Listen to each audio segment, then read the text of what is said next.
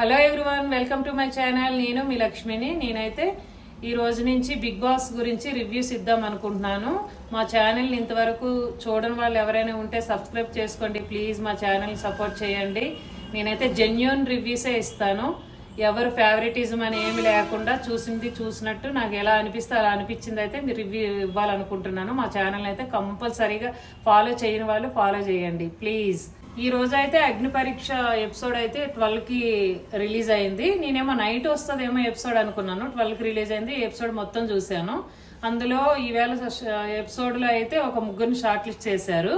అందులో ఫస్ట్ ఒక అమ్మాయి శాలిని అనే అమ్మాయికి బిందు మాధవి రెడ్ ఇచ్చింది. ఉన్న నవదీపు అండ్ అభిజిత్ అయితే గ్రీన్ ఇచ్చారు. సెకండ్ షార్ట్ లిస్ట్ అయింది ఎవరంటే ఝాన్సీ, రైతు బిడ్డ అమ్మాయి. చాలా కాన్ఫిడెంట్ గా ఉంది అమ్మాయి అయితే. అమ్మాయిని చూస్తే నాకైతే చాలా నచ్చింది.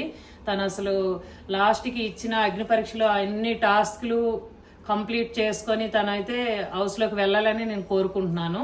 తనది ఏది మాట్లాడిన ప్రతి మాట చాలా జెన్యున్ అనిపించింది నాకైతే. తనకి ఏంటంటే 2 గ్రీన్స్ 1 రెడ్ వచ్చింది. రెడ్ అనమాట అభిజిత్ ఇచ్చాడు. తనని అంటే డిస్కరేజ్ చేయటం కాదు, ఎంకరేజ్ పరంగానే ఇచ్చాడు. తను ఇంకా షైన్ అవ్వాలి, ఇంకా కొన్ని టాస్కుల్లోని అన్ని ఇదయ్యి ముందుకెళ్ళాలి అన్న థాట్తోనే ఎంకరేజ్ చేస్తూనే ఇచ్చాడు అభిజిత్ కూడా.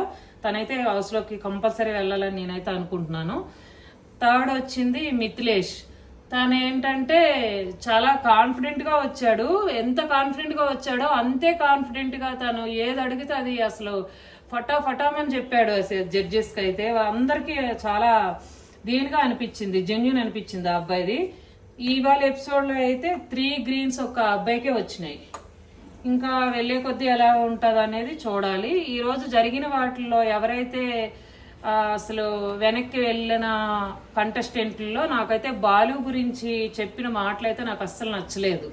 మెయిన్గా ఏంటంటే నవదీప్ బాగా అనమాట తన్ని ఏదో పాయింట్అవుట్ చేసి అసలు తన్ని బాగా డిస్కరేజ్ చేసి పంపించినట్టయితే నాకు అనిపించింది. అంత అవసరం లేదు.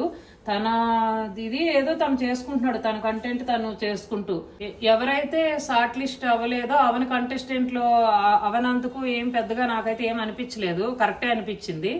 ఉప్పల బాల్ విషయంలో కూడా వాళ్ళు తీసుకున్నా తీసుకోకపోయినా కూడా అంత దీనిగా అలా జడ్జ్మెంట్ ఇవ్వడం అయితే నాకైతే నచ్చలేదు, అస్సలు నచ్చలేదు. అంటే ఒక మనిషిని ఎంత కించపరచాలో అంతగా కించపరిచినట్టు అనిపించింది నాకు ఉప్పల బాల్ విషయంలో. మీకేమనిపిస్తుందో కామెంట్లో కామెంట్ చేయండి. నేనైతే బిగ్ బాస్ గురించి జెన్యూన్ రివ్యూసే ఇస్తాను.